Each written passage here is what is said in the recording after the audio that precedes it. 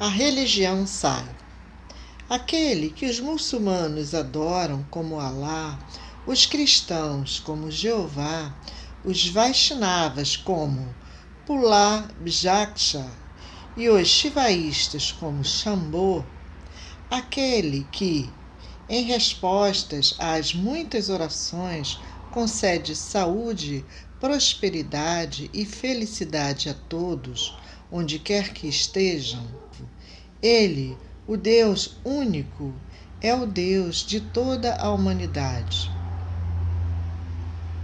A Índia vem ensinando há muitas eras a mensagem do Espírito e os meios para conquistar e assegurar equanimidade e alegria. Ela tem se mantido firme como preceptora do mundo por séculos. A oração que ela ensinou ao seu povo é Loka Samasta Sukhino Bhavantu, que todos os povos em toda parte sejam felizes. Esta é a consumação do pensamento védico, desde o tempo dos santos e yogis que guiavam os povos e das mães castas que criaram gerações na atmosfera do esforço espiritual. Apesar disto, devido às vicissitudes da história do país, sempre que o povo foi submetido a pressões conflitantes, esses ideais sofreram declínio. As abstrações da fé receberam forma concreta, cristalizando-se em nomes e formas específicos e identificáveis. Cada nova postura ou aptidão, cada nova concretização tornou-se uma seita especial e cada teoria se desenvolveu em seu próprio nicho. Desta maneira, a religião védica original tornou-se progenitora de diversas seitas e sistemas de crenças, como Ganapatya, centrada no conceito de Ganapati; Saktiya, centrada no conceito da energia cósmica como expressão do divino; Soura, centrada no conceito do Sol como fonte, sustento e meta da realização espiritual; Charvaka, centrada no conceito de prazer e prosperidade material; e Virasaiva, centrada em torno de Shiva como motivador interno de todos os seres. Cada uma dessas seitas, e muitas outras além delas, elaborou seus próprios rituais e modos de adoração, suas próprias prioridades no desenvolvimento espiritual e seu próprio corpo de doutrina sobre o indivíduo, o mundo, o objetivo e Deus. O propósito de todos esses códigos e sistemas foi, em todos os casos, purificar a mente e insistir na prática de virtudes morais elevadas. Mas isto logo foi ignorado e a importância passou a ser atribuída à conformidade superficial e à pureza exterior. O anseio pela projeção pessoal e pelo poder tornaram todas as seitas, fés e religiões rígidas e áridas. Hoje em dia, há uma grande necessidade de descoberta da fonte interior de todas as fés, a fonte que fertiliza os ritos e cerimônias externas. Um pouco de estudo silencioso revelará que há uma corrente subterrânea de entusiasmo moral e aventura espiritual. Há uma só casta, a casta da humanidade. A palavra que se costuma usar para religião é matra. A palavra que indica a mente é matri. Reunindo as duas, pode-se dizer que matra se dedica principalmente ou precisa se dedicar à retificação e fortalecimento de matri. A meta, o propósito, a chave, a essência de todos os credos, fés e religiões são apenas isto: a sublimação da mente do homem para garantir libertação ao indivíduo e felicidade à sociedade da qual ele é uma unidade. Princípios e práticas foram agrupados em volta desta necessidade primária, resultando nos vários credos. As religiões tentam implantar ideais santos nos corações do homem, mas este não permite que tais ideais desabrochem e floresçam.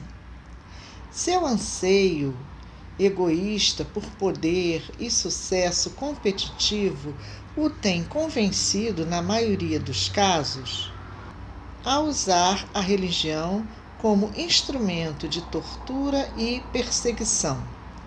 Ao invés de unificar a humanidade em um esforço comum, ela se torna um sistema de clausuras emparedadas, guardadas pelo ódio e fanatismo. Assim, cada religião é um campo armado, submerso ao autoengrandecimento, tentando conquistar adeptos para si e impedir que eles desertem. Como consequência, a religião tem sido condenada como a raiz do caos e do conflito. Apesar do grande progresso em muitas outras áreas da vida, a animosidade religiosa continua inflamada até hoje, em muitas partes do mundo. Deve-se destacar que a religião não é a raiz deste estado de coisas. As lutas facciosas e o ódio fanático se devem ao ego indisciplinado, atuando livremente. A religião luta para destruir exatamente essa tendência viciosa. Portanto, deve ser apoiada, não condenada. O que é condenável é a atitude estreita e perversa de odiar aqueles que não concordam com você ou têm opiniões distintas sobre a força misteriosa que anima o universo. As guerras e os conflitos religiosos brotam na lama da ignorância e da avareza. Brotam na lama da ignorância e da avareza. Quando as pessoas se deixam cegar para a verdade de que a família humana é uma unidade indivisível, tateiam nas trevas e temem o toque dos estranhos. Somente o cultivo do amor pode convencer o homem da verdade de que só há uma casta, a casta da humanidade, e uma religião, a religião do amor. Já que nenhuma religião exalta a violência ou despreza o amor, não é correto atribuir o caos à religião. A diversidade que experimentamos não é a imagem verdadeira. Também não é recomendável empreender campanhas de difamação ou propaganda exagerada de qualquer religião visando atrair seguidores. Se cada indivíduo vivesse segundo os ideais propostos pelos fundadores de sua religião, sem se deixar afetar por cobiça ou ódio, o mundo seria uma morada mais feliz e pacífica para o homem.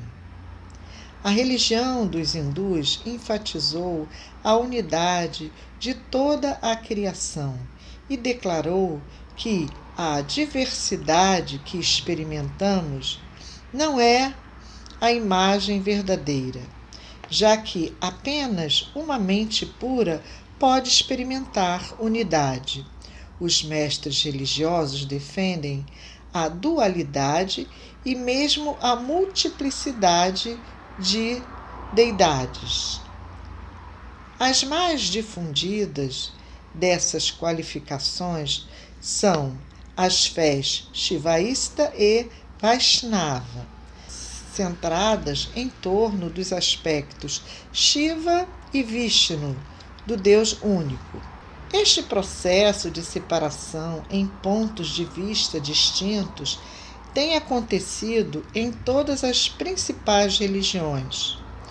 O Islã tem as seitas Shia e Suni. O cristianismo tem católicos e protestantes. Mas, qualquer que seja a profundidade da separação, nenhuma seita nega Deus ou exalta a violência e a falsidade. Os nomes podem ser distintos, as facetas enfatizadas podem diferir, mas o Todo-Poderoso, Providência, é considerada absoluta e eterna.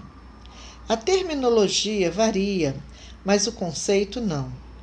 Deus pode ser chamado de Alá, a oração, chamar-se Nanás. Os sacerdotes podem ser conhecidos como Rajas, os teólogos, saudados como mulás. Os fundadores sempre tiveram em vista a unidade de toda a vida e a marcha progressiva do homem de simples humano às alturas da divindade. A filosofia Advaita de Shankaracharya.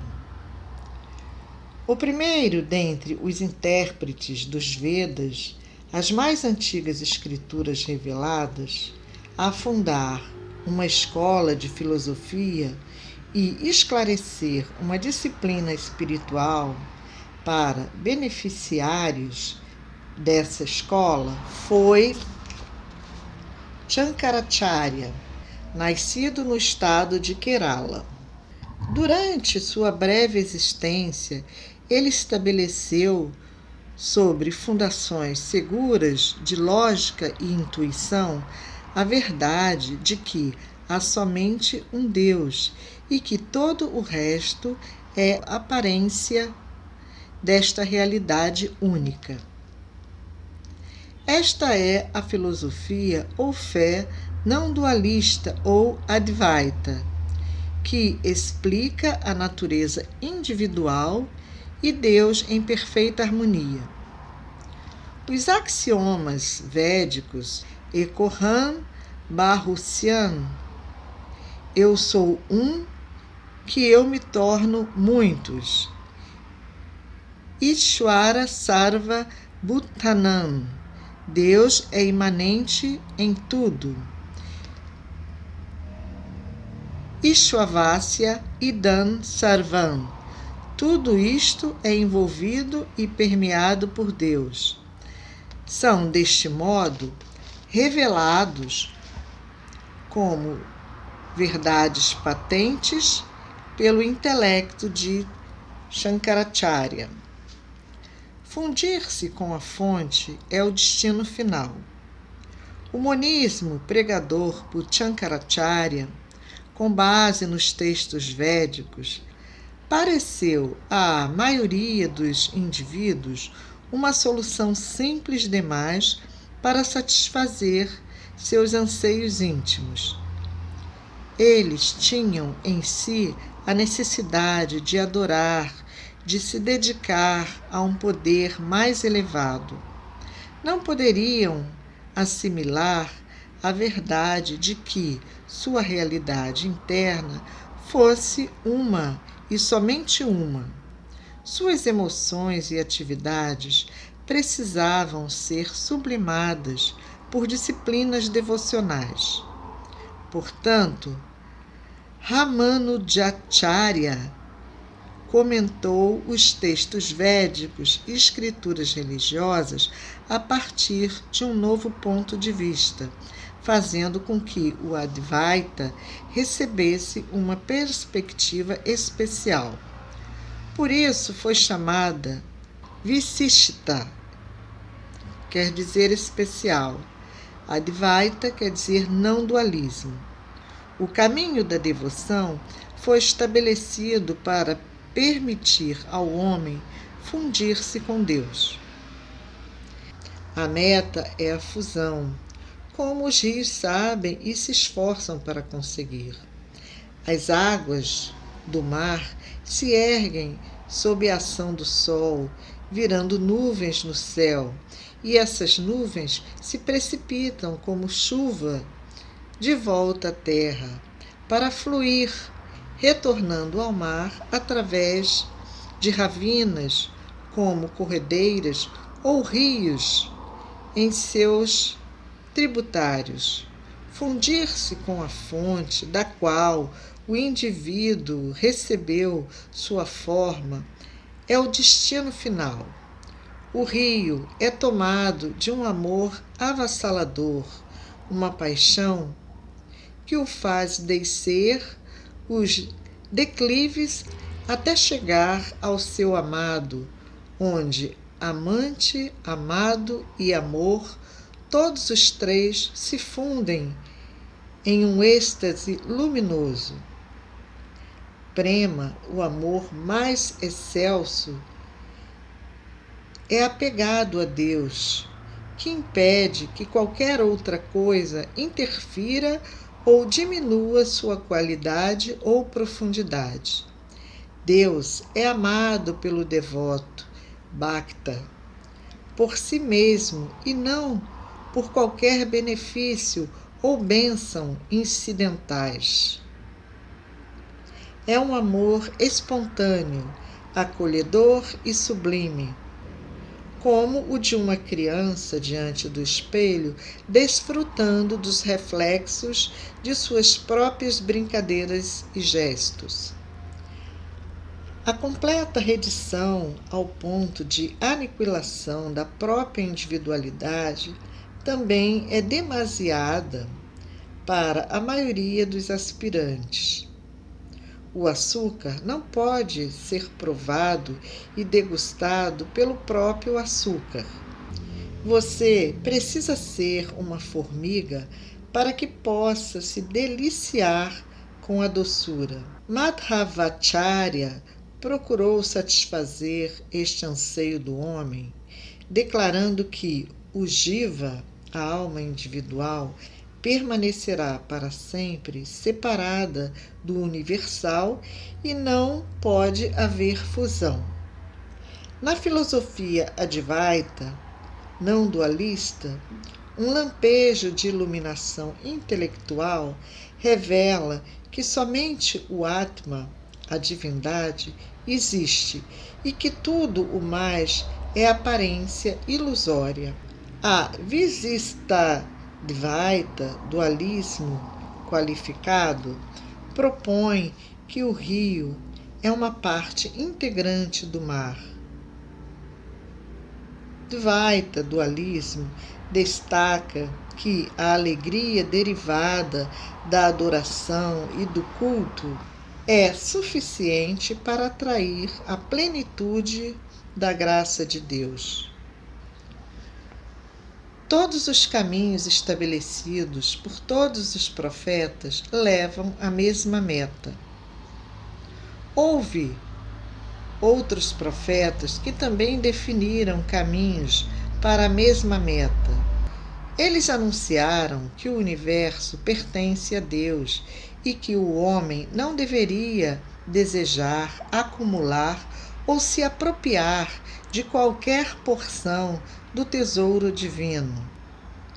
Eles advertiram que o broto da devoção deve ser protegido das pragas da preguiça, dúvida e fanatismo, pelo cultivo de virtude e vigilância.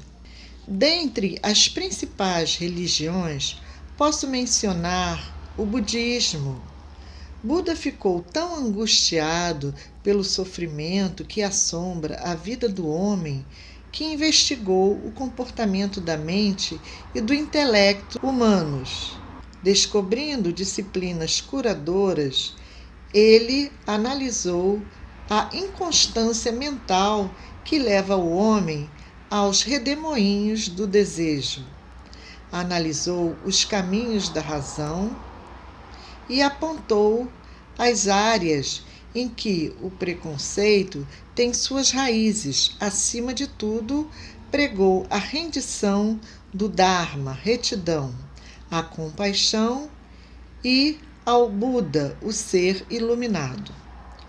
O janaísmo, religião de Mahavira, que se tornou um movimento por toda a Índia, exalta o Jina, o heróico conquistador dos sentidos, emoções e estratagemas do intelecto. Ele convocou todos a cumprir com os deveres próprios de suas condições sociais e profissões, com fé constante e entusiasmo. Declarou que todas as coisas e seres são santos em sua própria natureza e não passam de peregrinos no caminho da realização. Qualquer injúria infligida a qualquer um deles é uma intervenção nessa sagrada jornada e, portanto, deve ser escrupulosamente evitada. A religião Sai é a essência de todas as fés.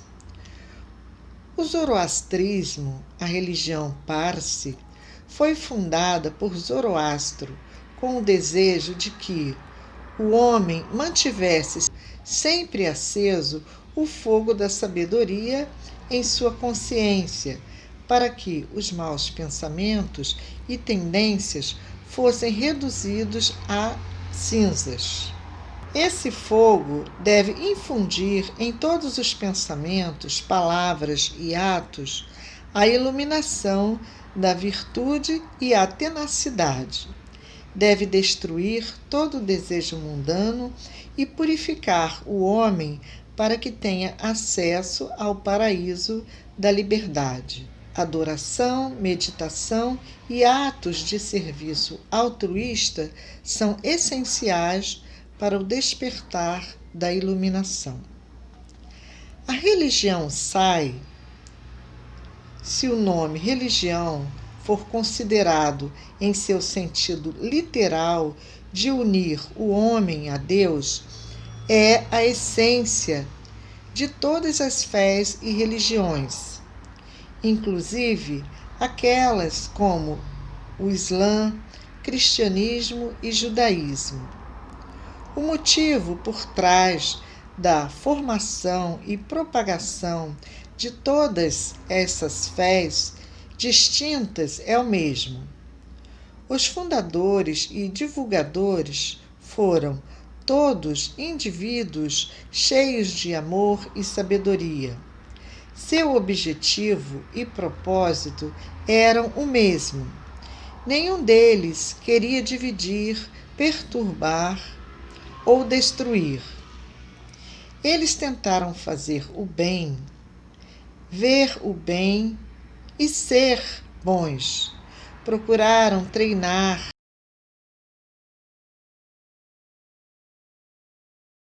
as paixões e emoções, educar impulsos e instintos, distinguindo a faculdade da razão para caminhos benéficos ao indivíduo e à sociedade.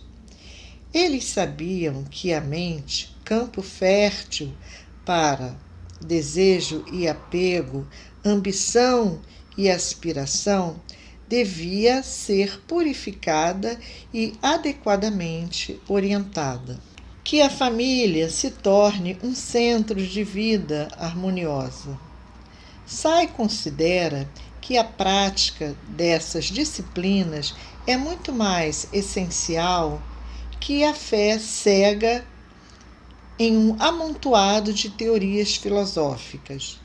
Ninguém tem o direito de aconselhar outrem, a não ser que já tenha praticado aquilo que prega. Primeiro, estabeleçam o reinado de amor entre os vários membros de seu próprio lar. Façam da família um centro de vida harmoniosa, compreensão solidária e fidelidade mútua. O dever sagrado do homem é estar sempre cônscio do Espírito Divino, Atma, que está instalado em cada ser vivo. Isto fará consciente do parentesco que possui com todos os demais. Esta é a base para a fraternidade do homem e paternidade de Deus.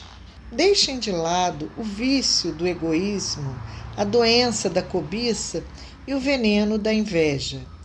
Quando procurarem alegria em algo fora de vocês, lembrem-se de que uma alegria muito maior espera dentro de sua própria consciência interior.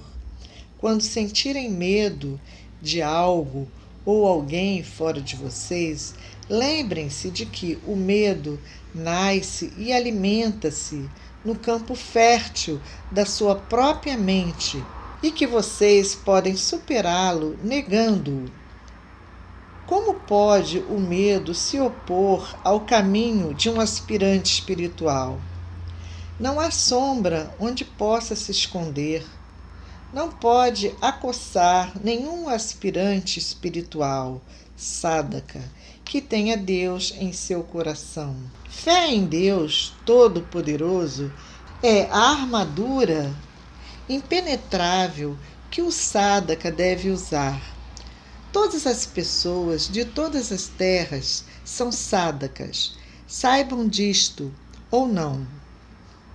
Sejam firmes, não vacilem. Mantenham-se em marcha, agarrem-se ao ideal sem se desesperar. Orem até que Deus conceda. Não se afastem deprimidos se Deus não derrama graça quando vocês esperam por ela.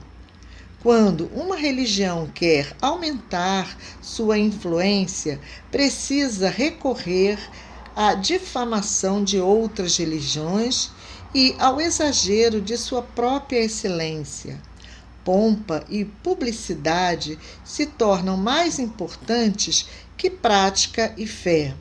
Mas Say quer que os seguidores de cada religião cultivem fé em sua própria excelência e reconheçam sua validade pela prática intensa. Esta é a religião Sai, que alimenta e sustenta todas as religiões, enfatizando sua grandeza comum. Sigam esta religião corajosa e alegremente. Prashanti Nilayan, 1º de outubro de 1976, Satya Sai Baba.